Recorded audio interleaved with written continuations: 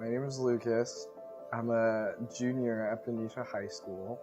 I think I'm going to start back in middle school. I was a game-addicted little 13-year-old. I played this game called Minecraft like 8 hours a day. Didn't have very many close friends like in real life. I was a very awkward kid and I was never able to hold on to very many people for a long amount of time. So this game was my only friends, and like I said, I was on there for like 8 hours a day sometimes. So these were the people I was around most, and these people were the people that influenced me most. I was the youngest of the group. I think most of them were between the ages like 13 and even 18. I didn't even really know who I was. So I think these people saw that and they were like, oh, this is a kid I can mess with. A few of them kind of just played around with me and pranked me, I guess you could say. Some people straight up cyberbullied me. I remember just days being in my room and not really understanding why I was sad, but knowing that I was sad. And part of that too was just because I didn't have God and I didn't have something to fill the hole in my heart that was made to be filled by Him.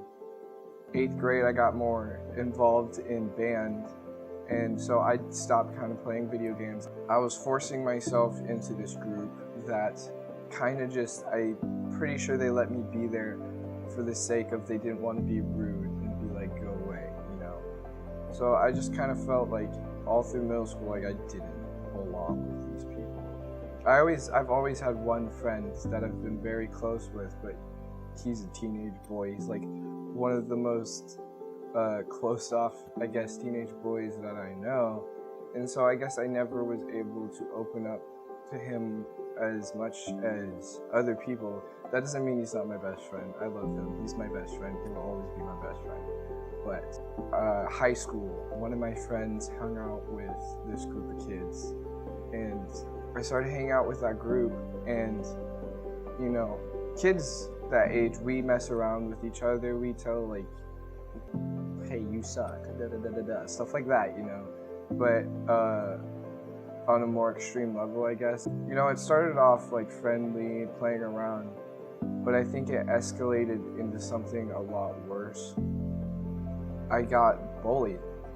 I didn't recognize it at the time because, you know, at the time I still think, oh, these kids are just messing with me. When you're being exposed to that negative vibes, I guess you could say, always, you're gonna be down. And I didn't quite believe what they were saying, but when that's drilled into you every single day, it has an effect on you. And it was around this time when I started coming back to the church, and you know, looking back now, I can really see the change of people that God put into my life. And you know, I still have a lot of people in my past that are still here, but they're not the people that are my anchor.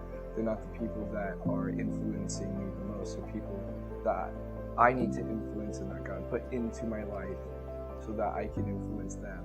The first person that God put in my life was the pastor, youth pastor here, Josh. He's been like the older brother that I never had.